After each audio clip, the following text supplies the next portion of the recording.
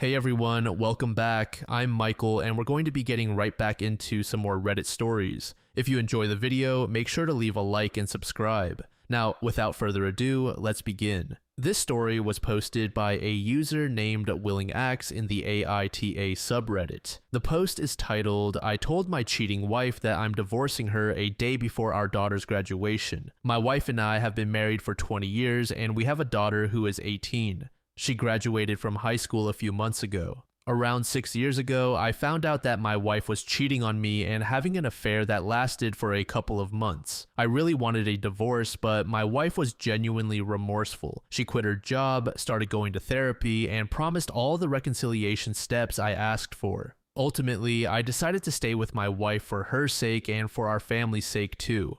For around 5 years, everything was actually going great. We had date nights, romantic vacations, and we really loved each other. However, in the 6th year, the whole thing resurfaced in my mind, and I just couldn't get it off my mind. I finally made my decision after a particular line from my sister struck a chord with me. She said, "Would you really want to use the gift of life and spend it with someone who had betrayed you so badly?" She told me this a couple of days before my daughter's graduation, and that's when I finally decided I couldn't do it anymore. A day before my daughter's graduation, I informed my wife of my decision and told her that I would be filing for divorce soon. My wife was shocked, cried a lot, and told me she would do anything, but I told her that my decision was final. My daughter's graduation itself was great, and I was really proud of my daughter. My wife seemed happy too, but my daughter could sense something was wrong and asked me why her mom seemed down and was trying to fake a smile. I told her not to worry about it and to just enjoy the day. The next day, however, I told my daughter I would be filing for a divorce, and she seemed shocked.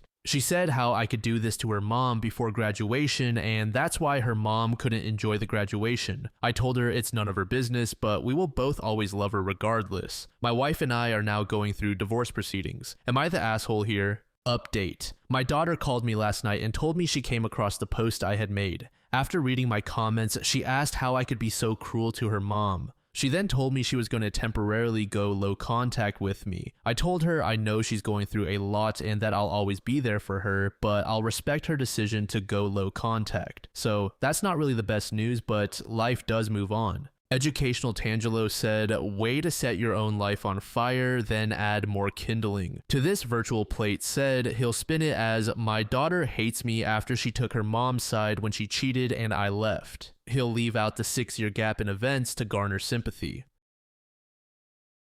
This next post was made in the Pokemon TCG subreddit by a user named +individual. The post is titled, "My nephew stole my Pokemon cards. Recently, I finished my collection of every prime Pokemon card and have been working on my illustration rate collection from the Scarlet and Violet base set, Surging Sparks. Both collections have sat in binders in the corner of my room, untouched for a month or so. 2 nights ago, I decided to admire my prime collection, which I worked hard on by going through eBay auctions and visiting multiple card shops to collect every card. Upon opening the binder, I noticed the centerpiece was missing. I panicked, wondering if it had fallen or slid behind one of my other cards, but it was gone. I decided to look through my other binders I had stacked, and of course my Ceruledge IR, Tapu Bulu IR, and Eevee IR promos were missing as well. I checked my wife's binder to see if she had cards missing, and of course some of her Raikou cards that she's been collecting had been taken, specifically her amazing rare Raikou that started her collection. We were heartbroken, but then it dawned on us that my 11-year-old nephew had been secretly coming downstairs into our living space when we leave for work. We caught him once because he thought we weren't home, but my wife was there. After telling his mother the situation, what exactly was missing, and how much the cards were worth, she told me he had admitted to taking them and that he had a handful of cards at school in his desk that belonged to me. I wish the story ended with him returning from school with all the cards he had stolen from us, but unfortunately, my sister returned home with a stack of cards found in his desk, and not a single one of them belonged to me. Just a bunch of common and uncommon cards worth about $2. It hurts to know that these cards I spent money on, pulled with friends, and watched on auctions for days have been traded away, gone forever. I know I can always get them back, but I'm so hurt that it even happened in the first place. I just wanted to share what is happening and how I'm feeling with others who have probably been in similar situations. Update. I want to say thank you to all of you who gave genuinely good advice. I read through many comments and stories from people who have been in situations similar to mine, and I want to express my condolences and appreciation to each of you. I also want to address those of you with ridiculous and outright demented suggestions. I really encourage some sort of therapy or help for you all. Before I get into the outcome, I want to give a bit of background on my situation since some of my previous comments were buried and I should have elaborated more in my initial post. In 2022, I lost my grandma, and it really brought out the worst in my family. My sister, who is the mother of my nephew and her 5 other children, along with her husband, inherited the house we currently live in. In late 2023, I moved into the house to help my sister around the house, whether that be cleaning, yard work, watching the children, etc. Shortly after, my wife also moved in with me. Once my wife and I were finally living together under the same roof, my sister and I set up some ground rules, one of which was that the children were not allowed into the basement space we occupied without permission or supervision from either me, my wife, or my sister. My sister works a full-time job, and luckily she is still able to be with the kids most of the time before and after school, but of course some days slip through the cracks depending on if it's busy, if a child is sick, or if she isn't feeling well. My sister also has a lot more on her plate that I won't really get into, but there is a lot of stress and emotion. As for her husband, he's usually working around the clock, leaves early, gets home late, eats, and goes to bed. We only really see him around on weekends or when he's working on his cars. Hopefully, that gives enough of an idea of the situation at home without getting into too much personal and private information. Originally, when I made the original post, it was to seek out others who had been through similar situations and how they handled them. To all the individuals who have had something stolen and had no form of justice, I wish you the best pull rates and luck no one has ever seen. Hearing from many parents who have also had something happen with their child or what they would have done in this situation, I appreciate your input and took a lot of it into consideration when sitting down and talking to my nephew tonight. Lastly, before I get into the confrontation, I want to say some things I left out of my original post but mentioned in the comments. There are a total of 5 cards that I know of that have gone missing. Doing a quick TCG player check, the cards' total value was about $70. I'm not suing, calling the cops, or taking my family to court. My nephew's well-being is more valuable to me than shiny cardboard. Now, that's out of the way, here's what went down. I texted my sister on my way home from work to sit down with her and my nephew. When I got home, I saw not only my one nephew, but also my other nephew sitting at the kitchen counter with their heads down. I didn't know this before my initial post, but according to their mom, they were accomplices in this heist. I started by saying that I was really disappointed with the actions they chose and that my trust in them had been shattered but not destroyed. I told them that the cards their mom had brought home were not mine and asked what happened to the ones that were stolen. At first, the response was, "I don't know," or "I can't remember," but that's when their mom stepped in and they eventually said that the cards were somewhere upstairs in their room. I asked if they had 5 minutes to go upstairs and collect them and bring them down, and they responded yes.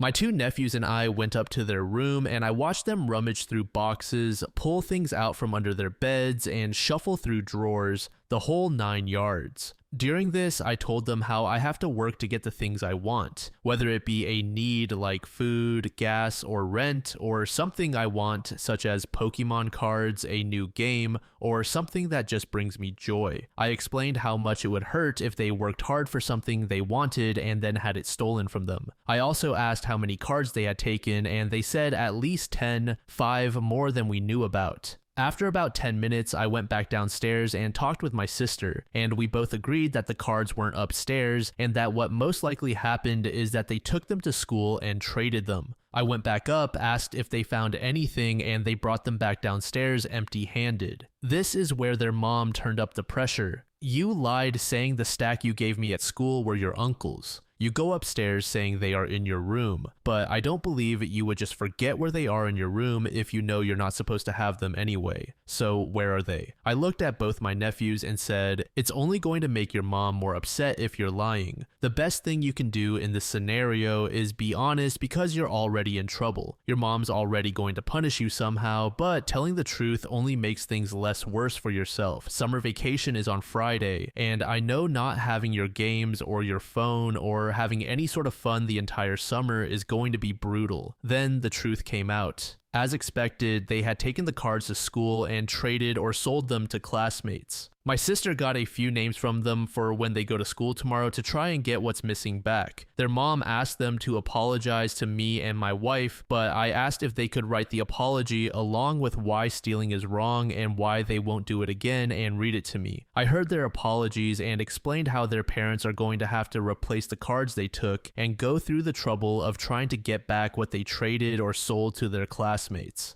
I explained further that they are going to have to work to make that up to their parents, but also take responsibility for their actions. I accepted their apology and let them head up to bed. I love my nieces and nephews and always will. They did a bad thing, but who didn't when they were younger? Yes, this all happened because my precious pieces of cardboard were stolen, but that doesn't matter as much as teaching my nephews morals and that their actions have consequences, a life lesson. I'm sure in a few years they will look back on this and hopefully make better choices than the ones they made. My sister has agreed to pay for the cards after we see what happens at school tomorrow. I appreciate all of you who took the time to reach out and read through my TED Talk. Kiwi57 said, some little bastard stole my Charizard about 25 years ago at school, and when I called him out, he folded it in half. I still remember. Fuck you, George.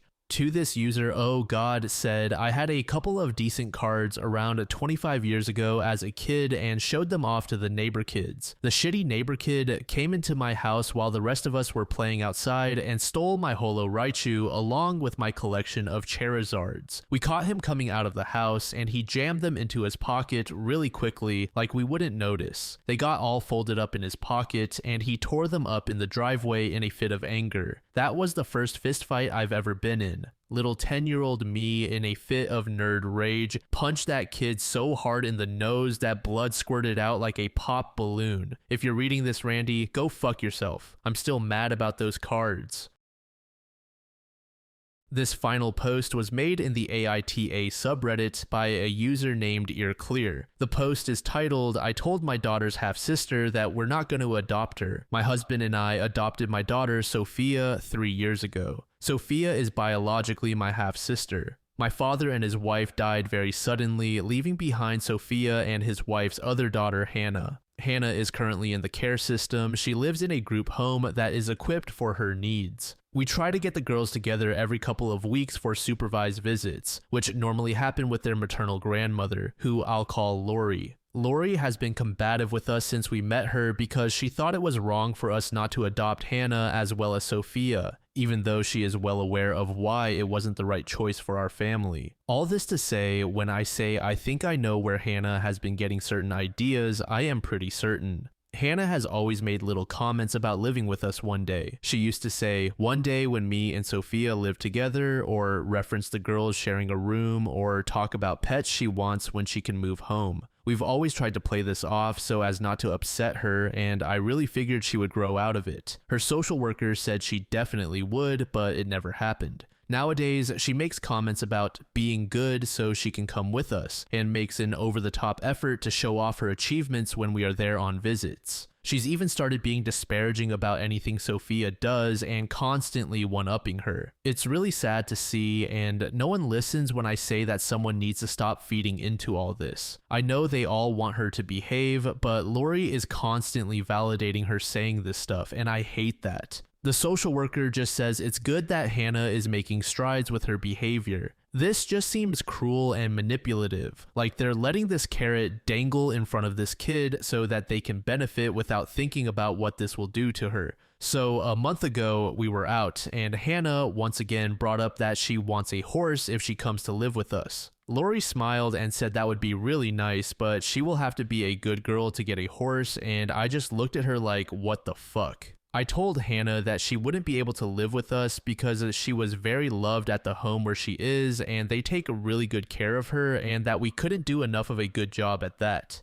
Hannah didn't really seem to understand what I was saying, but she didn't hug us goodbye like normal when we dropped her back. When we picked her up the last 2 times to go out, she was really quiet and sullen and didn't want to do anything. She wouldn't play or take part in anything we did. According to Lori, Hannah has been acting up at home and school as well. She's blaming me. I take the blame for this change, I get it. But I still feel like ultimately someone needed to have that conversation with Hannah, because how long was she meant to believe she could earn being adopted? And how bad was it going to be to come to the realization in however many years that everyone lied to her? But I'm also worried that I've damaged things, because if Hannah stops wanting to see Sophia, I'll have ruined their relationship. And I'm not a trained professional, maybe I didn't say it in the right way. Her social worker didn't think it was a problem, so maybe I should have left it. I feel crappy about it, even though I don't think I was wrong in my intentions. So am I the asshole?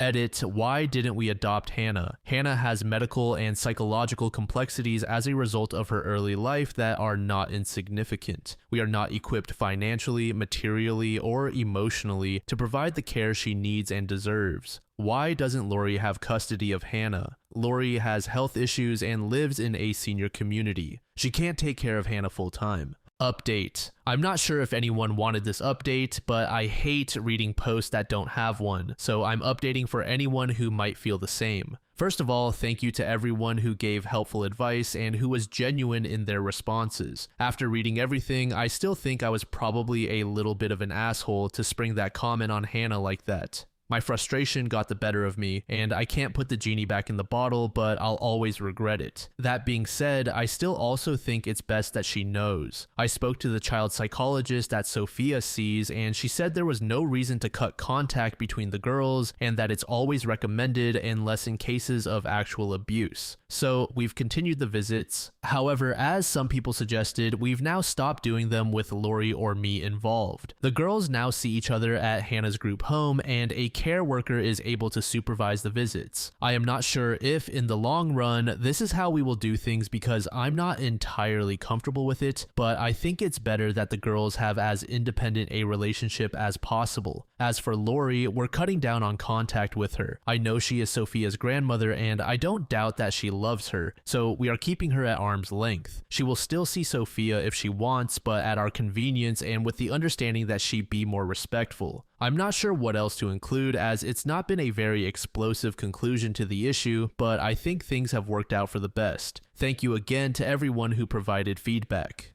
Cheeseball Fondue said, "This one's a heartbreaker." To this user, KJ said, "I don't think OP is doing anything wrong, but man, my heart hurts for Hannah." Nature's Credit Card said, "I hate this one so much. I can't think of a single way Hannah isn't going to be severely traumatized by this. But that's not OP's fault, as much as blame is wanted to be placed somewhere." To this user, Sneakies2 said the following, "Fuck the social worker and the grandmother for putting this in her head. It didn't have to be this way. Hannah is going to be all kinds of screwed up because of this, and all because they wanted a way to keep her behavior in line as a young child."